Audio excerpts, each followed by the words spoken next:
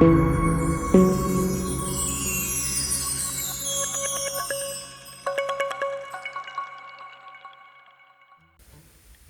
the beginning, the gods gave life to the naked substance of the world forged by the primordials. During the days of creation, the gods forged countless mortal vessels, giving rise to all races, beasts, and plants that would populate the world. The deity Io chose to bend this will towards creating mortal vessels that would not only live in the world of elements, but would give life and soul to the elements themselves. To contain the awesome power of elements given life, Io had to shape mortal vessels of tremendous strength and hardiness, and so he created the most powerful of all mortal creatures, the dragons. And among these mightiest of creations, there is one that he favored and is said to have given the gift of immortality.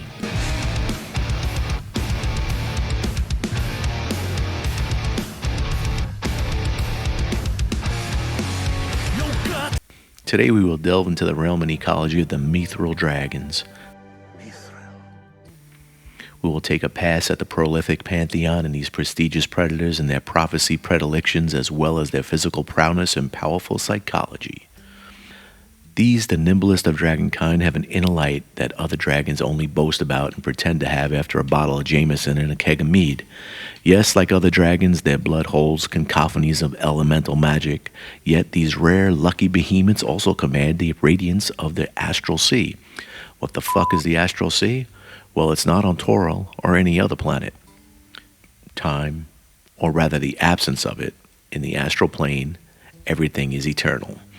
The Astral Sea is a plane of existence that transcends the material world, a vast shimmering expanse that stretches infinitely in all directions. It is a realm of pure energy and radiant light, where the rules of the mortal realm are but faint echoes. So imagine a cosmic ocean of silvery luminance, where radiant waves of arcane energy ripple and celestial currents guide celestial bodies. It is a place where the souls of the departed transverse, guided by the gentle tides towards the eternal destinies. As one ventures into the Astral Sea, they will encounter celestial phenomenon of unimaginable beauty. Astral islands floating like celestial tolls dot the expanse, each one a pocket of reality shaped by the collective beliefs and desires of sentient beings. It's not all grandma's cookies and roses, though. No, the Astral Sea has dangers, malevolent entities, ancient and unfathomable. Stuff worse than the FDA and CDC lurk in the depths of this astral expanse.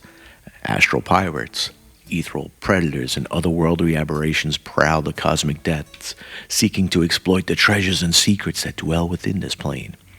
The Astral Sea also serves as a conduit to other planes of existence, acting like a celestial crossroads, if you will, between realms. Astral travelers can use the sea's currents to navigate towards distant planes, such as the elemental planes, the realm of the gods, and even the mysterious far realm.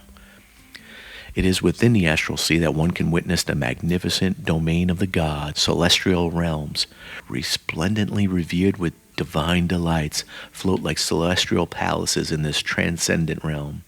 Each deity, from the benevolent bastion of metal behemoths, Bahamut, to the magnificent moon maiden herself, Saloon, they hold court within their divine dominions. When one transverse treks or travels the Astral Sea, you can stumble upon the drifting remnants of ancient battles and cosmic conflicts. Wrecks of spelljammers and the remnants of celestial armadas bear witness to the clashes between explanal forces. And intrepid explorers may uncover artifacts of immense power left behind by celestial beings. The Astral Sea is not bound by the limitations of time and space, allowing for intricate paths and portals to twist and turn, leading to hidden corners of the multiverse. 1,000 years in the astral plane can feel like a day to the traveler.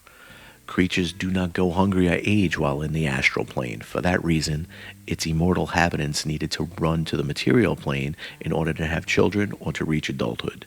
Now picture the absolute ferocious abilities that could be wielded when one has easy access to that kind of power.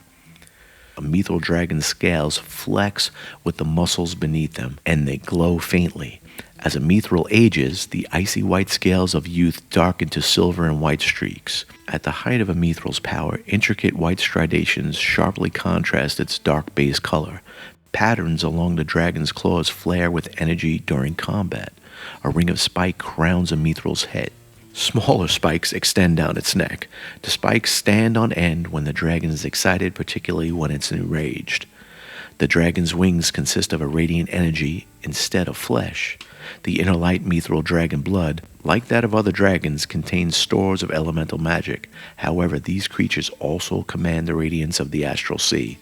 They have dwelled primarily in that realm since their birth as a species, and their connection to the energy of that plane has increased over the millennia.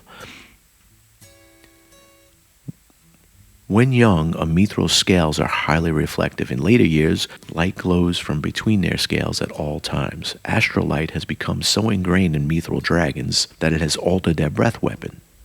As elemental energy passes from the fundamentum to the upper stomach, much of it transforms into radiant energy. As more energy collects, a mithril dragon's chest and throat begin to glow. This glow fades when the dragon unleashes its scintillating breath weapon. When a mithril dragon becomes enraged, the light glows more fiercely. Even the dragon's claws and eyes flash with light during combat. Another trait that makes them elusive and deadly is teleportation. Born with the ability to briefly cross between planes, a Mithral Dragon confounds its enemies with elusive and evasive teleportation. When a Mithral Dragon prepares to teleport, its wings transmute into curtains of radiant energy. With a flash of light, the dragon crosses between planes and reappears nearby. Typically, the dragon crosses through the Astral Sea and reappears surrounded by motes of astral light. If it's already in the Astral Sea, the dragon usually teleports through the elemental chaos and reemerges accompanied by a tide of flame, cascade of dust, or a gust of wind. Since Mithral dragons are powerful, incredibly intelligent, and often fight for a good cause, few realize how thoroughly consumed with their own goals these dragons become. Mithrals can become obsessive and domineering. Though they're typically on the side of just, they can be misled into doing evil.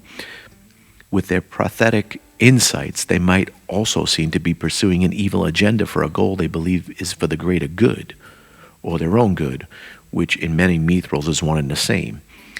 Even when devoted to a good cause, Mithral dragons disregard the destruction and danger innocent people might face due to their actions in pursuit of their goals.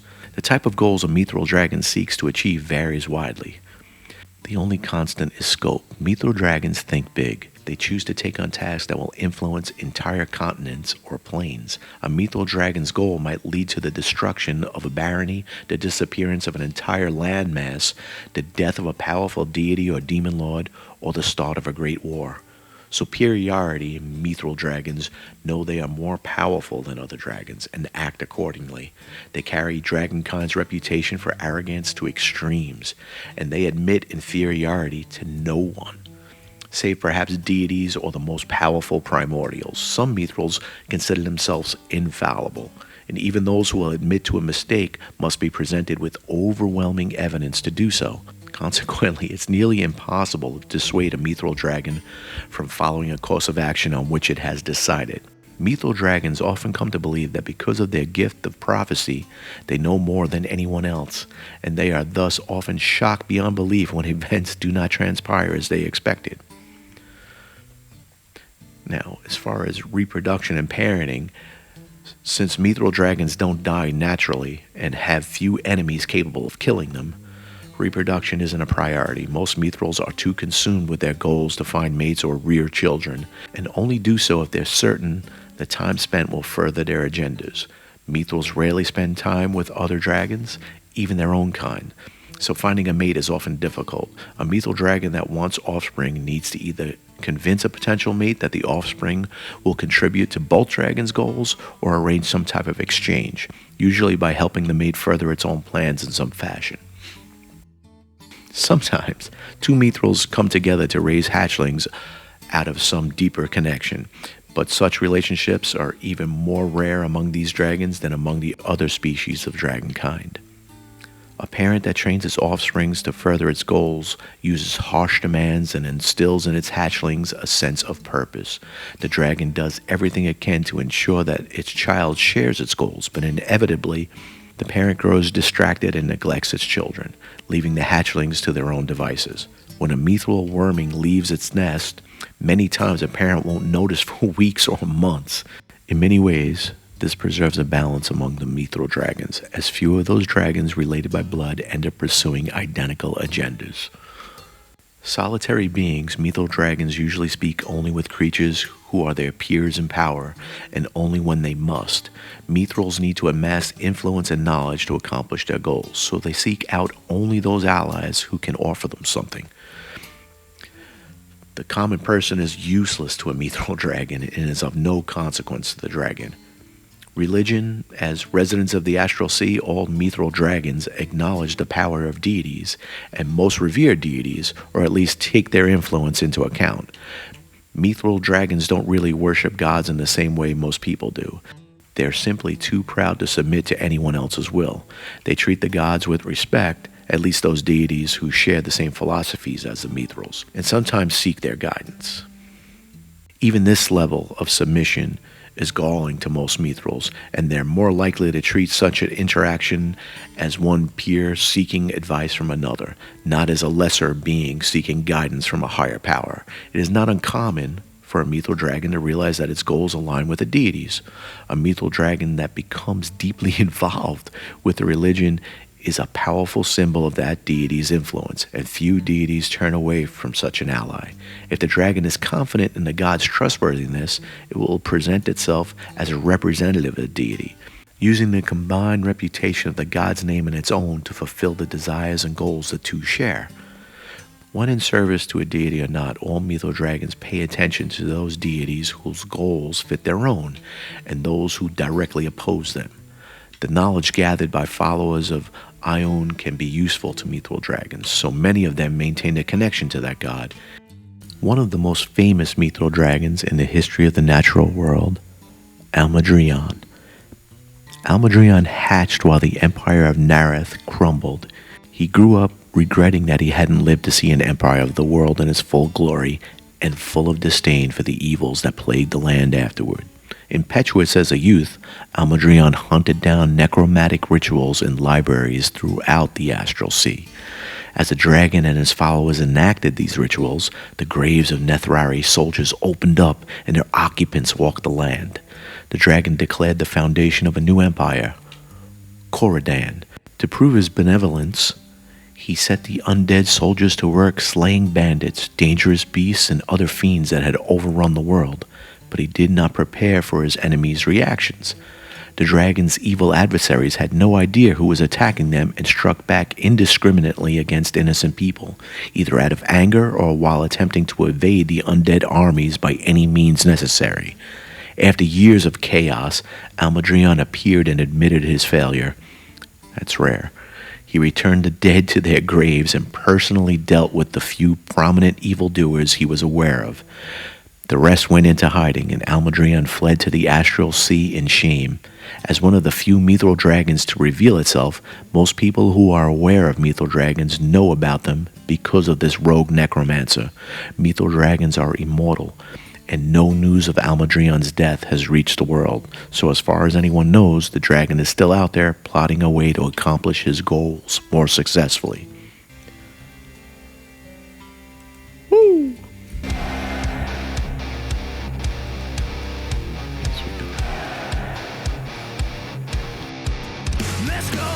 So to wrap this up with a nice bow, as far as Mithral Dragons go, they're natives of the Astral Sea.